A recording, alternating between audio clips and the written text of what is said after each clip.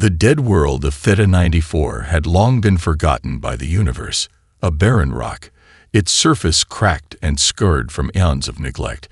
It had slipped from galactic maps, relegated to the fringe of space, where few ventured and fewer still remembered its name.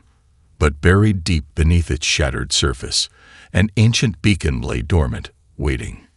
It had been there for thousands of years, its origins unknown, its purpose inscrutable. The beacon was a monolithic structure, alien and immense, its surface covered in symbols no living being had ever deciphered. It pulsed quietly in the dark, undisturbed by time, until one fateful moment. On Earth, in a sterile, white-walled observatory, Dr. Elena Vega stared at the screen before her. Her fingers hovered above the controls, reluctant to touch the final button. It had taken years to assemble the first interstellar message, a broadcast of humanity's music, culture, and history, an intergalactic symphony meant to introduce Earth to the cosmos, to show the universe that humanity was not merely a species, but a civilization capable of profound beauty and understanding. She had chosen it carefully, an arrangement of harmonies and melodies designed to evoke the essence of Earth itself, chaotic, vibrant, and full of life, a symphony that, in its simplest form, represented the heart of humanity. The signal had been sent, but as the sound waves of the symphony traveled across the stars, no one could have predicted the unintended consequence. The beacon on Theta 94 had stirred. A low hum reverberated deep within the planet's crust. At first, it was nothing more than a minor anomaly, detected by a few observatories in nearby systems. But the signal grew stronger. A vast network of sensors spread across the galaxy, from the most advanced alien empires to the smallest fringe colonies, detected it. A pulse. A response. The signal was not random. It was deliberate. A beacon meant for a time such as this, when a civilization with the right frequency would awaken it. The moment the music had reached its destination, the beacon stirred. It sent a rippling shockwave across subspace, a signal that reverberated through the fabric of reality itself. On planets far away, advanced alien species felt the disturbance. On their star maps, Earth's location blinked in bright, urgent red. And then, all at once, the galaxy watched in disbelief as the beacon's light ignited. A beam of blue energy shot up from Theta 94, reaching far into the cold, empty expanse of space, a silent scream heard by no one but those who knew its true meaning. Back on Earth, the first notification came through with a sharp ping. An alert from an ancient system that humanity had long abandoned. The Galactic frequency transponder. Dr. Vega's eyes widened. A message blinked across the screen. Signal response detected. Source: Theta 94. For a moment, she couldn't breathe. The realization hit her like a slap to the face. The symphony had done something. It had awakened something. And whatever it wasn't friendly. As the screen flickered with data, she glanced at the history of humanity's earliest warning systems. There had been no records of anything from Theta 94, no signs of intelligent life, no reason for anyone to pay attention to this dead world. But now, humanity had just unknowingly broadcast its existence and called something forth from the depths of space. And whatever was coming, it was no accident. The galaxy was not a place of peace. It was a cold, unyielding realm ruled by ancient empires, powerful coalitions, and even more dangerous factions that thrived in the shadows. But for all their might, the civilizations that dominated this expanse had grown stagnant. They had seen countless stars born and die, countless empires rise and fall, but all the while, they maintained a fragile, brittle status quo. They feared change. And now, from Earth, that very change had been unleashed. The moment the beacon on Theta 94 activated, the galaxy's eyes turned toward the small blue planet in the Sol system. That flicker of light didn't go unnoticed. On every major world, councils of rulers, military strategists, and ancient races debated furiously. A signal had been received, an answer given to the long-dead artifact, and it pointed straight to Earth. It didn't take long for the Coalition, the largest and most powerful alliance of interstellar races, to make its move. Their leaders acted swiftly, as they always did when confronted by a threat they didn't fully understand.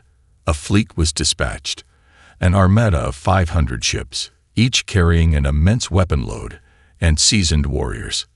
Their mission was simple: neutralize Earth, its threat, and the unknown power they had just unleashed. There was no room for diplomacy. There was no room for waiting. This was the moment for swift action. On Earth, the mood was one of confusion and dread. The sudden, unexpected arrival of the Coalition fleet, now fully visible in the skies above Jupiter, was a warning that could not be ignored. Governments scrambled to prepare for what was coming, but they had little time. Their space fleets, while advanced, were far smaller in comparison to the might of the Coalition. Dr. Elena Vega stood at the head of the Emergency Council, her mind racing. "We need to prepare now," she said, voice sharp, eyes wide with realization. The symphony they had sent had awoken something that for now appeared to be on their side. The question was, what did the beacon want, and how long would it take before the Coalition decided to destroy Earth completely? In moments, military units were mobilized, hastily assembling whatever makeshift defenses they could muster. Most of Earth's space fleet had been designed for exploration, not for warfare on this scale. Their best ships were outdated, their weapons far less advanced than what the Coalition was bringing. But humanity had one advantage: an unrelenting, chaotic ingenuity. As the Coalition's ships gathered in orbit, Earth's engineers worked feverishly to retrofit civilian ships with weapons, turning them into battle-ready vessels in the span of hours. Old war machines long forgotten from Earth's past were resurrected, their rusted hulls reinforced, their cannons recharged. When the fleet of 500 Coalition ships finally arrived in orbit, the first broadcast was clear and unambiguous: surrender or face annihilation. The demand was met not with submission, but with defiance. Earth's answer came in the form of the Ursus, a civilian freighter now retrofitted with a jury-rigged antimatter cannon. It fired its first shot into the heart of the nearest Coalition dreadnought, sending the vessel into a tumbling spiral of fire and destruction. The Coalition's fleet responded with calculated precision, unleashing a barrage of laser fire that could obliterate a planet. Yet, Earth's response was not only raw but unpredictable. Entire fleets of human ships darted and weaved between the incoming fire, employing guerrilla tactics that turned the tide of battle. What the Coalition had underestimated was the human will to fight, to adapt, learn, and innovate in the heat of battle. Another human ship, an old warship from the early 22nd century, broke formation, diving directly into the fleet's largest capital ship. The explosion that followed was catastrophic, sending shockwaves through the Coalition's ranks. In mere hours, humanity had wiped out a third of the invading force. The galaxy had underestimated humanity, and now the Coalition's leaders were learning that their enemy was not just a fragile species cowering in a corner. It was a species that could tear apart the established order of the universe itself. As the debris of the Coalition fleet scattered in the cold vacuum of space, Earth's government issued their own response to the galaxy: "We will not yield." But unbeknownst to them, this was just the beginning. The beacon's true purpose was only now starting to reveal itself, and soon, humanity would face a truth that would either make them the galaxy's saviors or its greatest destroyers. The battle above Earth's orbit had sent shockwaves through the galaxy, but it was only the beginning of humanity's awakening. As the debris of the Coalition fleet drifted into the void, Earth's military and scientific communities scrambled to make sense of what had just transpired. The warships that had been hastily retrofitted with human ingenuity had proven formidable, but this sudden surge of strength came with a terrifying realization. Humanity had just awakened something far greater than themselves. Back on Earth, Dr. Elena Vega was locked in a high-security meeting with the world's top leaders, military commanders, and scientists. The message from the ancient beacon, the one that had been broadcast in sync with humanity's symphony, was starting to reveal its true significance. The Coalition's immediate attack was no accident. It had been a reflex of fear. But what were they truly afraid of? Vega's fingers hovered over the holographic display as she sifted through the encrypted data files recovered from the artifact on Theta 94. The more she uncovered, the more unsettling it became. The beacon was a remnant of an ancient, nearly mythical civilization known only as the Forge.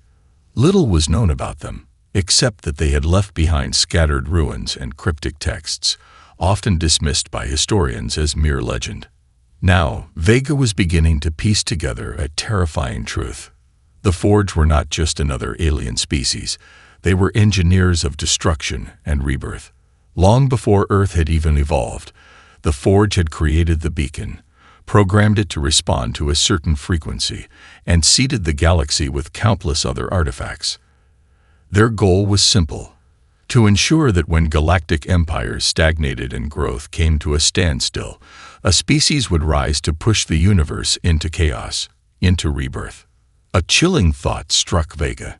Humanity was that species. Humanity was the tool the Forge had left behind to tear down the old order and make way for something new. The signal, the symphony, Vega whispered, her voice trembling. It wasn't a call for help. It was an invitation, a command. The room fell silent. The realization hit the assembled leaders hard. This wasn't just about a desperate fight for survival against the Coalition. It was about humanity's place in the galaxy. They weren't merely defending Earth. They were the inheritors of an ancient, destructive legacy. Vega's discovery was confirmed when she received a transmission from the deep space probe that had been sent to Theta 94. The probe had uncovered an alien message embedded within the beacon's core, written in an ancient language. It was decoded swiftly, and the message was blunt. The Forge had created Earth to restore balance through destruction. The symphony was the activation signal. And the time for destruction had come. Humanity was now the spark for the Forge's grand design. At first, the leaders debated the ramifications of this revelation. Could they control this power? Could they defy the will of the Forge?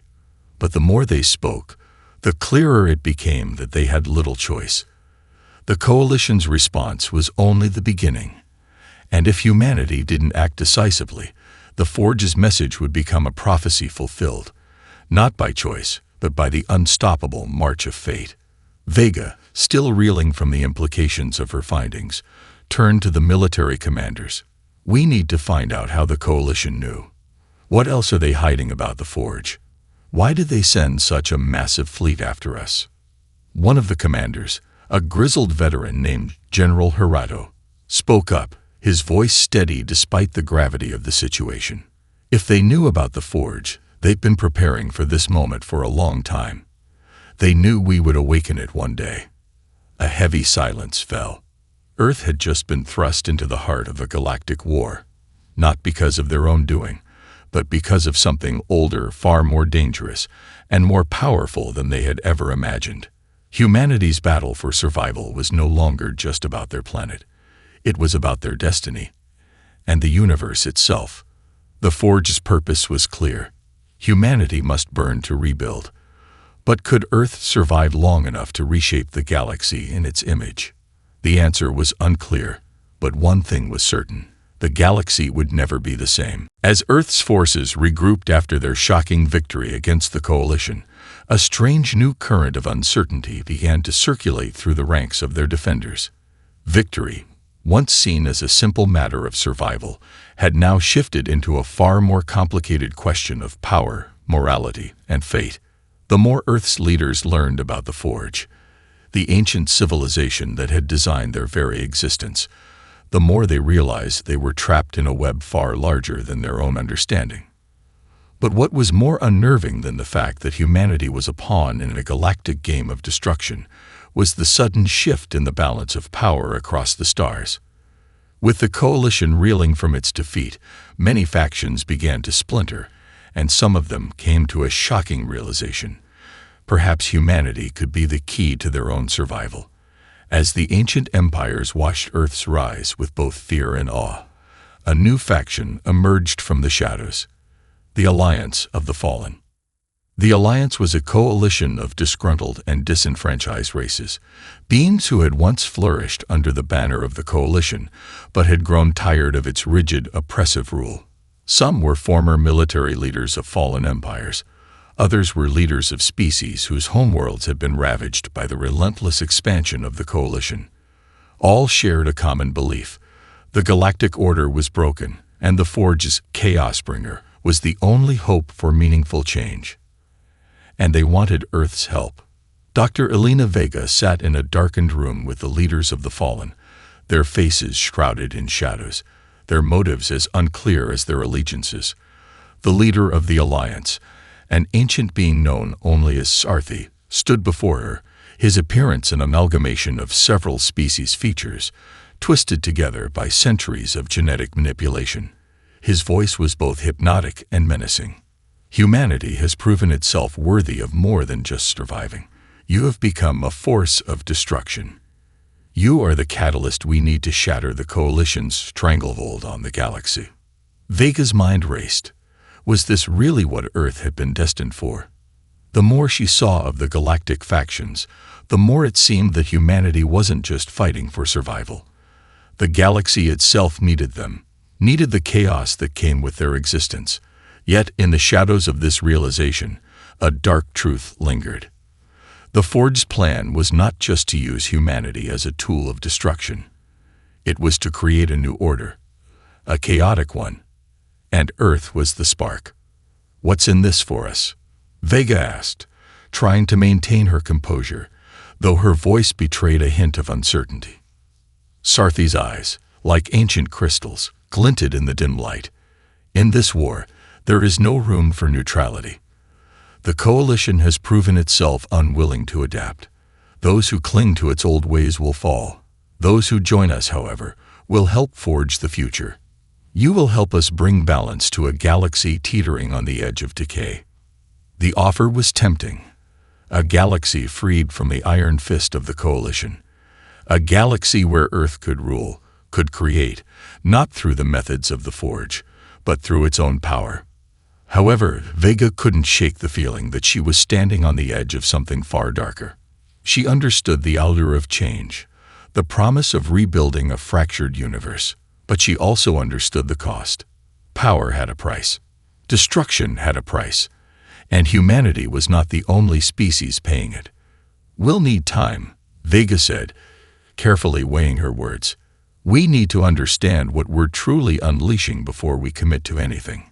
Sarthi gave a slow, almost imperceptible nod. "Time is a luxury you may not have. The Coalition will regroup, and they will strike again. But now, you have a choice: stand with us, or stand alone." The tension in the room thickened, the weight of the decision pressing down on her. Earth was now at a crossroads. One path leading to uncertain alliances with powerful, morally gray factions, the other to a more dangerous, lonely war against the Coalition. As Sarthi's words echoed in her mind, Vega understood the magnitude of the choice ahead. Humanity was no longer just fighting for survival.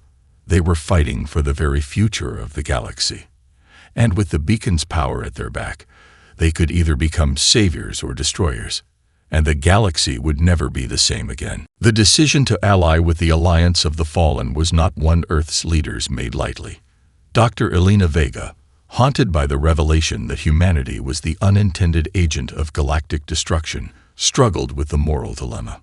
But the cold reality of the galaxy's impending war pressed on, and humanity could not afford hesitation. Time was running out, and the Coalition was regrouping faster than anticipated.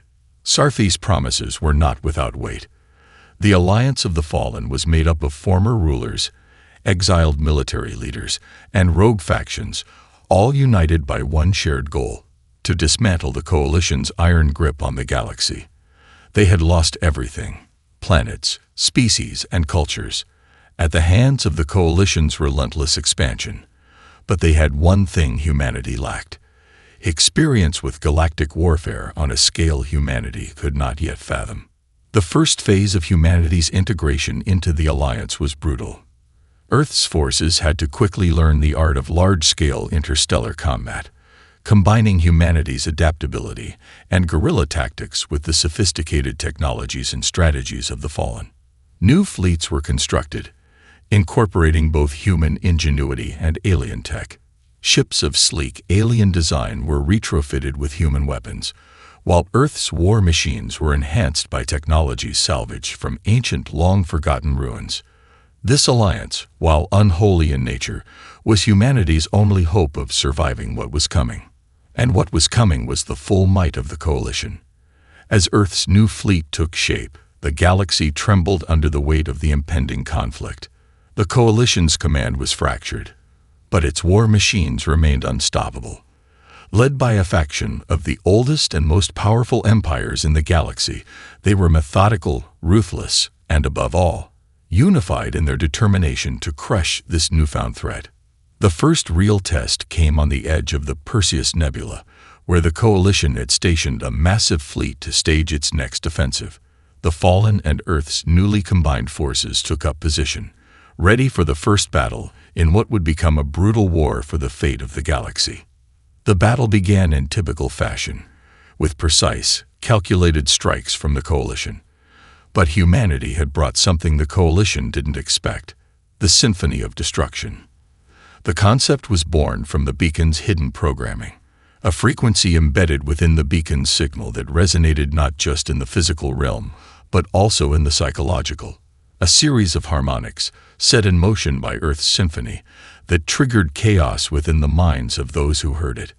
The first wave of coalition ships, unprepared for such a weapon, were the first to fall. As the resonance filled the battlefield, their soldiers and captains were driven mad. Some threw themselves into the abyss of space.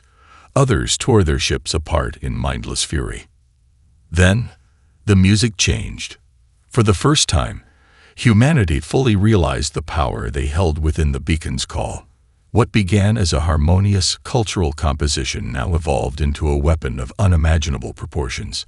As Earth's fleet synchronized their attacks, their ships resonated in perfect harmony with the Symphony of Destruction, channeling its energy through every vessel, turning their weapons into instruments of chaos.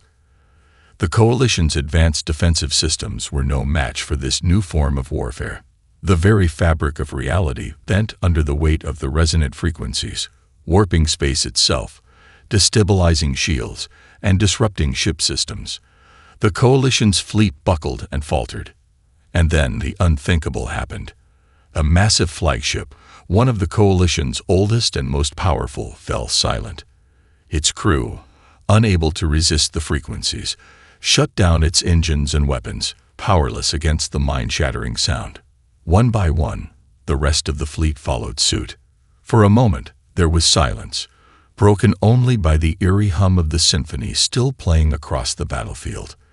The once mighty coalition had been thrown into disarray. But as the dust settled, something darker emerged from the shadows. The true cost of this newfound power. The alien ships weren't just disabled, they were warped beyond recognition.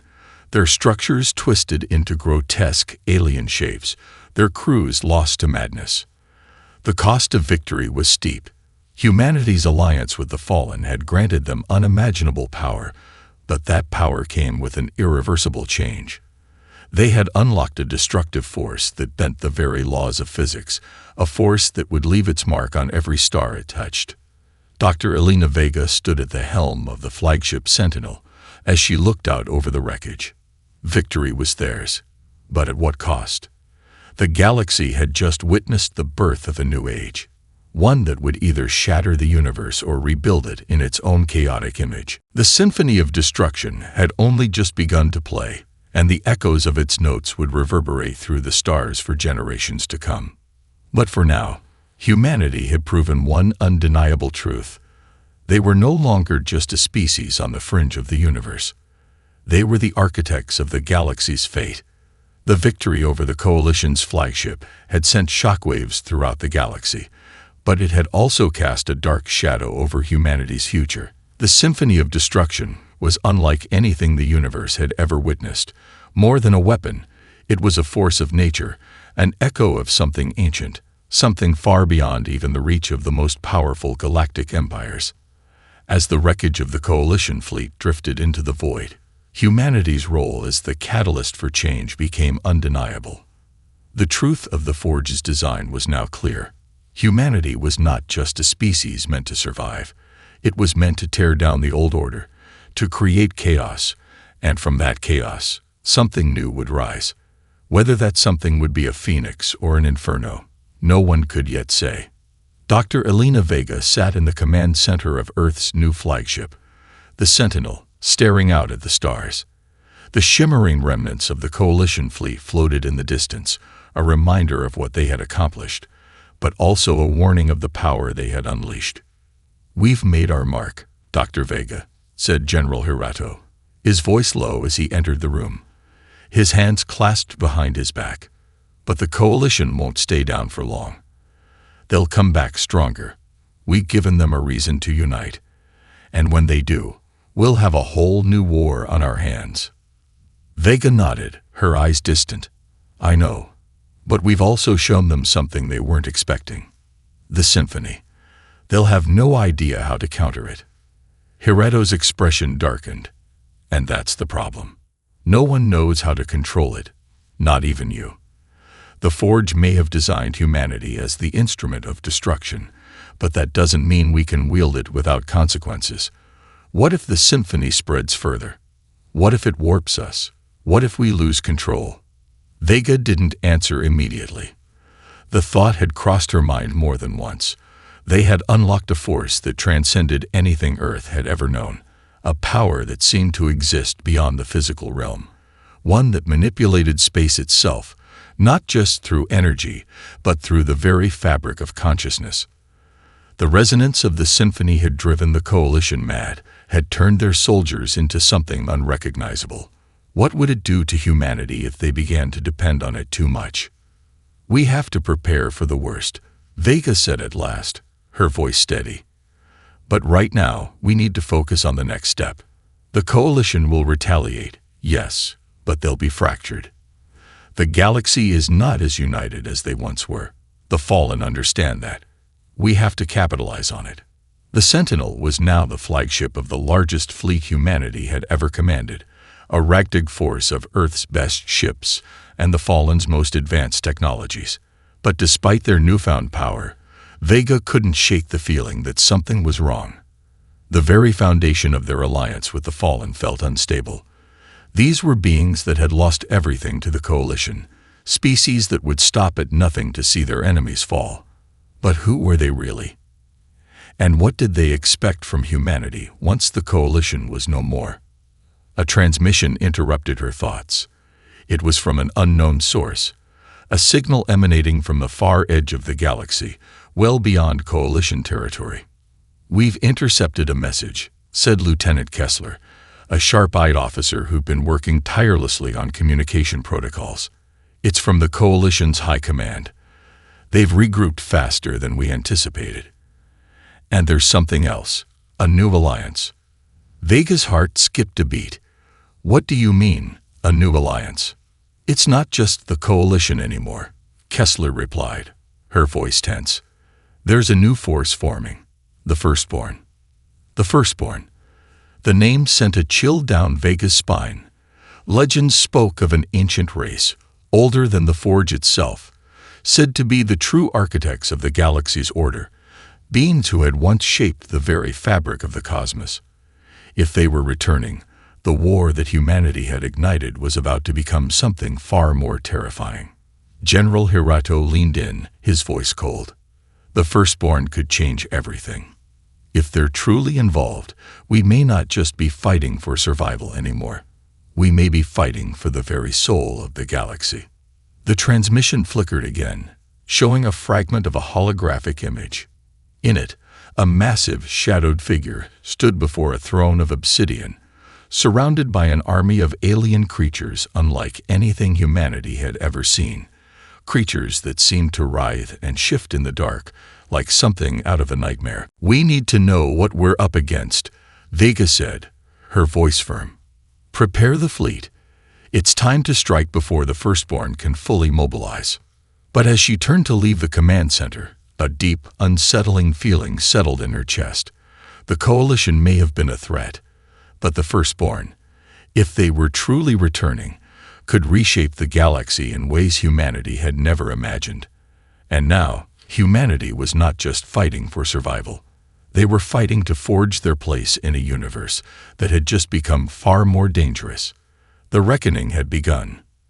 Humanity's newfound strength had shaken the foundations of the galaxy, but as Dr. Elena Vega watched the transmission of the firstborn emerge from the void, the sense of dread that had been lingering in her mind began to solidify. The firstborn were no mere myth. They were real, and they were coming. And if they were truly the architects of the galaxy's order, humanity had just poked the hornet's nest. General Hirato, Vega said as she turned toward the seasoned military officer, her voice steady despite the unease in her chest. We need to act quickly. We can't let the firstborn form any alliances or solidify their position. We have to hit them before they have a chance to regroup. The general nodded grimly, his eyes reflecting the same understanding. Understood, Dr. Vega. But this isn't just about survival anymore. The firstborn are a power we don't fully understand. If they're anything like the legends say, we might be in over our heads. The Sentinel now led a fleet larger than any Earth had ever assembled, a conglomeration of human ships, fallen war vessels, and those from other factions who'd chosen to align themselves with humanity's newfound power. But even this combined might seem fragile in the face of the firstborn. Vega stood before the fleet's command console, her fingers tracing the holomap of their destination, an uncharted region of space at the edge of the galaxy. The firstborn were believed to have once ruled this sector before fading into obscurity, but now they were stirring, and wherever they had been, they had left behind relics of unimaginable power. The fleet moved silently toward the unknown, the stars seemingly shrinking around them as they entered a dark expanse that felt as though the very fabric of reality was being twisted. The energy signature from the firstborn's message had come from deep within this void, an area known only as the Abyss, a region so dangerous that even the most daring of spacefarers had long avoided it. It's going to be a long haul, Lieutenant Kessler said, her fingers tapping nervously on the console. We're moving through a dense cloud of energy particles, and communications are going to be spotty. It's like we're being swallowed by the darkness itself. Vega's gaze remained fixed on the stars ahead. She had never been more acutely aware of the insignificance of their fleet against the vastness of the cosmos. The Sentinel, with all its might, felt like a single drop of water in an endless ocean. As the fleet traversed deeper into the abyss, a strange unease took root in the minds of the crew. The usual hum of the engine seemed muted, the lights dimmer, as if the very ship itself was uneasy in this part of space. In the silence, the crew began to notice something unsettling. The symphony of destruction, which had once reverberated with such power, now seemed faint, like a distant echo. The beacon's energy, once so powerful, now flickered and waned. I don't like this, Hirato muttered, standing beside Vega. We're losing our edge. The symphony is quieting. Vega's heart sank. Was this a result of the abyss? Or was it something more insidious, a natural consequence of wielding the forged power? She didn't know. But what she did know was that the firstborn had always been tied to this space, and if the symphony was weakening, perhaps it was because humanity was approaching a force older and more terrifying than they could imagine. Suddenly, the ship shuddered. An energy pulse, unlike any they had encountered, struck the fleet with terrifying precision. Communications went out. Shields flickered. The fleet was surrounded by nothing. No enemy ships, no visible forces, just empty space, and yet the pressure was palpable. Prepare for battle stations, Hirato barked. But before the order could be fully processed, a deep, resonant voice echoed through every ship's comm system. It was not a message. It was not a call for surrender or a threat. It was music, a haunting, ancient symphony of low, vibrating notes that pierced through the mind. "This is the firstborn," the voice rumbled. "You have awakened what should have remained slumbering, and you seek to challenge us. You are ants scurrying to find meaning in a universe that has long since forgotten your existence." The voice was everywhere, in the hearts of the crew, in the corridors of the ship, in their very thoughts. "Do you think the Forge chose you? You are but a fragile note in a song far older than your kind. And now you shall face the consequences." A blinding pulse of energy erupted from the abyss, colliding with the Sentinel's shields, shaking the ship to its core. The fleet staggered, their ships rocking in space like toys tossed by a child. And then, through the deafening sound of the pulse, Vega heard something, the unmistakable hum of the Symphony, now distorted, as if it were being consumed by something much older. "They've already begun to reshape us," Vega whispered under her breath, realizing the terrible truth.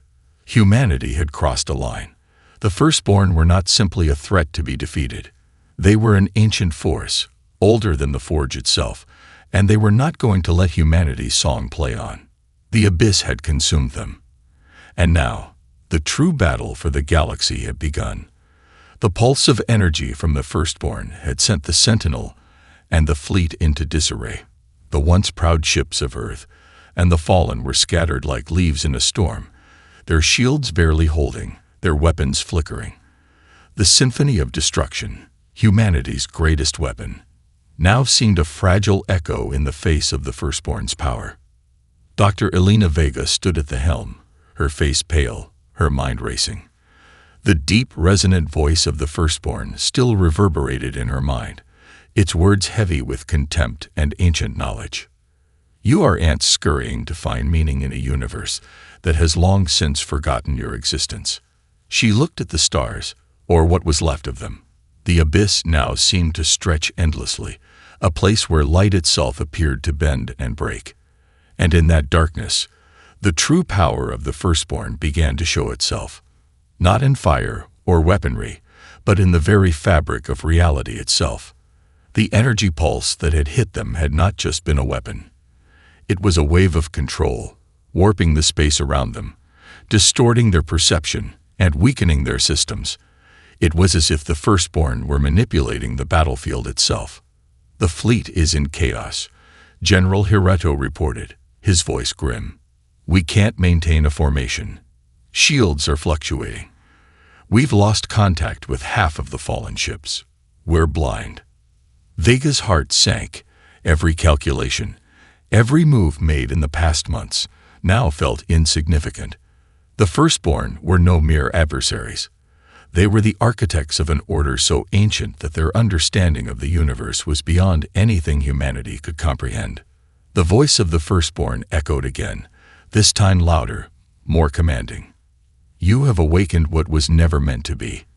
But we will allow you to understand the cost of your existence. You will feel the weight of every note you have ever played, every soul you have destroyed with your chaos." A sudden pulse of pain surged through Vega's head. It wasn't physical, but something far more invasive, a deep psychic resonance that threatened to tear her mind apart. It was as if the Firstborn were probing her very consciousness, extracting memories, emotions, and fears. They were attacking her thoughts. "Get a hold of yourself, Dr. Vega," Hireto said, his voice full of concern. He placed a firm hand on her shoulder, snapping her out of the fog. "We can't lose you now." She blinked, shaking her head as the pressure in her skull faded, but the realization remained. The Firstborn weren't just a physical threat. They were assaulting their very will to fight. Their minds were as dangerous as their ships. "How do we fight back?" Vega whispered. "We need to turn the Symphony back on them," Hireto said with a deep breath, staring out at the stars. "But we can't do it from here. We need to get close to the center of their power, the abyss itself. There's something there, something we haven't fully unlocked. If the Firstborn are truly as old as they say, we might be able to reverse their control, shift the frequency of the Symphony. It could disrupt their grip." It was a dangerous plan, a desperate one. But it was the only chance they had. "Prepare the Sentinel to breach the abyss," Vega commanded, her voice resolute despite the weight of the situation. "We need to get in close enough to sync the Symphony with their frequency. If we don't, we lose everything." As they moved deeper into the abyss, the sense of dread became almost suffocating. The void around them seemed to press in, and the stars outside warped and shifted, as if their very nature was being redefined by the Firstborn. Vega could feel the symphony growing louder in her mind, its notes blending with the chaotic energy of the abyss. Then, without warning, the Firstborn's presence exploded in full force. A massive rift in space opened before them, a swirling vortex of black energy that consumed everything in its path. Ships were torn apart, sent spiraling into the darkness, their energy drained in an instant. And at the center of the vortex stood the Firstborn, an immense, shadowed figure that seemed to stretch beyond the limits of the physical world, its presence more a force than a form. "We have no choice now," Vega said, standing firm. "It's time to end this." She activated the beacon. The Symphony's frequencies reverberated across the fleet, flooding the battlefield with an eerie, yet powerful resonance. As the first notes began to fill the space, Vega's hands trembled. She had no idea what would happen next, only that they had no other option. The rift in the abyss began to tremble as the Symphony clashed with the Firstborn's power. Reality itself seemed to bend and snap. And then, silence. For a moment, nothing moved. The stars hung suspended in the void, still and motionless. The Sentinel's engines hummed faintly as Vega realized, with a sharp breath, that they had succeeded. The Firstborn's grip on the fabric of space, on their very minds, had broken. Their ancient power had been disrupted. But the victory came at a cost. The Sentinel was damaged beyond repair, the fleet scattered, and the Firstborn had not been completely defeated. Their presence lingered like a dark stain on the galaxy. "We've won, but this war is far from over," Vega whispered, her gaze fixed on the swirling vortex. "We've awakened the Firstborn, and they will not forget this." The Symphony had played its final crescendo, and the galaxy would never be the same again.